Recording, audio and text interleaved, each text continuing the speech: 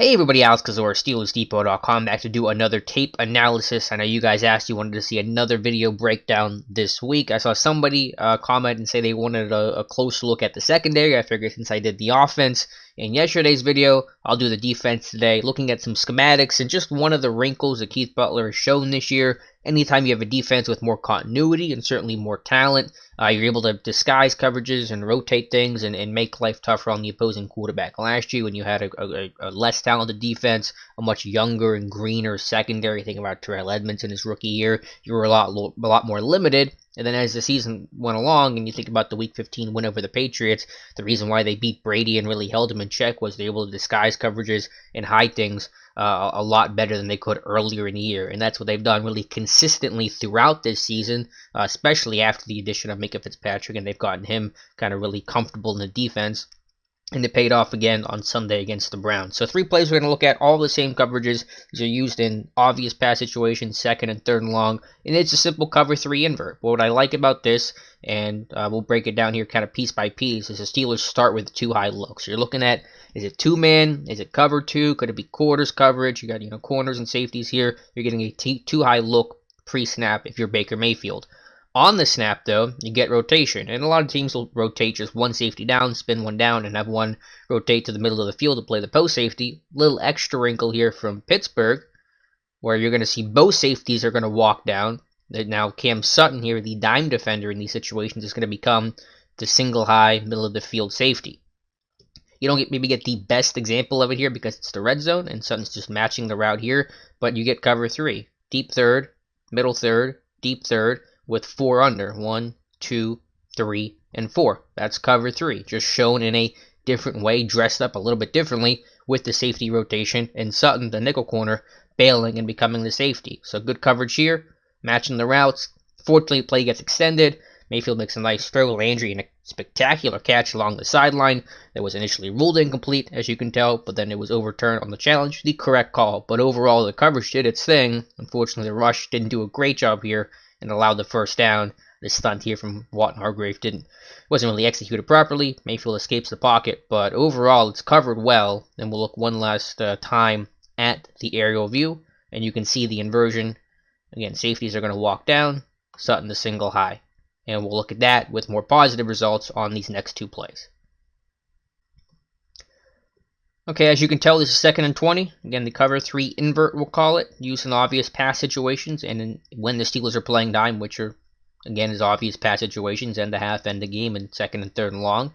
And again, they do rotate the coverage here. Sutton's going to bail after playing closer line of scrimmage. Safeties are going to walk down, becomes cover 3 invert. Safeties just have to walk down. They're going to be playing these kind of hook zones. Again, you got 3 deep, 4 under. That's cover 3. Deep third, middle third, deep third, 1, 2, 3, and 4. 4 under. Taken away. A nice job here on 2nd and 20. If they want to throw it short, you tackle the catch, and life goes on. But this play, nice job, better job by the pass rush, I should say. And Bud Dupree gets the initial pressure, and then rallies hard to the football, punches it out. Cam Hayward recovers, and the Steelers have another turnover. At the time, their 29th of the season. They ended the game with the Joe Hayden pick and their 30th takeaway of the season. So again, rush and coverage going together, little disguise, make the quarterback process read. He's going to get a different pre-snap look and post-snap look. Anytime that happens, the quarterback now has to identify different coverage, figure out where he wants to go in the progression, causes him to wait, lets pressure get home. This is exactly what happened against the Patriots last year. How do you beat Tom Brady? How do you get pressure? Everyone says, especially with any quarterback, but especially Tom Brady, it's the very invoked thing to say, is, well, you got to hit him. You got to get pressure on him. Which, duh. I mean, what quarterback do you play and say, oh, don't get pressure on that guy. Don't hit that guy. Let him sit in the pocket for 5 or 6 seconds. None of them. The more interesting question, the harder question is, well, how do you get pressure on him? Because the ball comes out so quick. And the way you do that, and the way the Steelers won last year, and the way they're winning often this year, is by making quarterbacks think and process. Anytime they get a different coverage than what they're expecting, they have to adjust. That's going to take time. If they know what they're getting pre-snap, and it's the same as post-snap, then the ball is going to come out quick. Your pass rush doesn't have much of a chance. But if they are getting a different post-snap look than pre-snap indication, they have to make those adjustments and those reads on the fly, and they have to trust their receivers are making the same adjustments. And if they're not, it's going to create more problems and more time the quarterback has to hold on to the football, which allows your rush to get home, which allows you to pressure at the quarterback. So that's the better question. is how do you get pressure, other than just the simple duh statement of get pressure. And when you disguise coverages, you rotate things like you're seeing here. You're going to get pressure, you're going to get home, you're going to create turnovers, and that's what the Steelers are doing this season.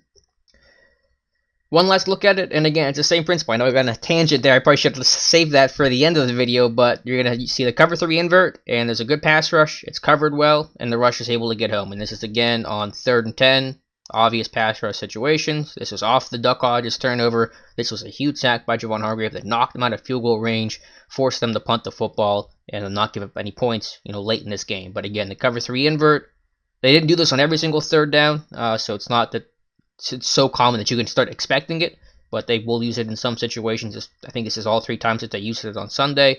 And again, Sutton's going to rotate to the deep middle. Safeties are just going to walk down. They're going to now play underneath zone coverage. Corner's responsible for the deep third, like traditional cover 3. Again, deep third, middle third, deep third. 1, 2, 3, and 4 under. Again, that's cover 3. 3 deep, 4 under. 4-man rush, zone coverage. They try to match things up, and then the rush gets home by Javon Hargrave, who had a really nice rush here. Cam Hayward, and then they're celebrating. That's a good time. Defense having fun. That's always a good sign. So again, like I said earlier, when you show different coverages, you make quarterbacks have to pat the football, hold on to it, take longer to make their reads, trust the receivers to make their reads. I mean, the pass rush gets home pretty quickly on this play, we'll say, which is obviously a positive thing. But I think when you add these wrinkles, these disguises, these rotations, make the quarterback sit and think about it. One last look at it, and we'll get you guys out of here. Again, so nice job, better job here to hold this. You want to hold this late. You don't want to bail too early. Let the quarterback know what coverage he's going to end up getting here. So good timing on the snap here. Safeties are going to walk down. They're going to pick up the underneath defenders. Sutton responsible for the deep middle to carry anything middle, and the corner is responsible for anything deep third. So that's what Butler's done all season long. More talent, more continuity, more time together. Allows you to be more creative with your coverages and looks and disguises, and it's paying off in a big way for the Pittsburgh Steelers defense.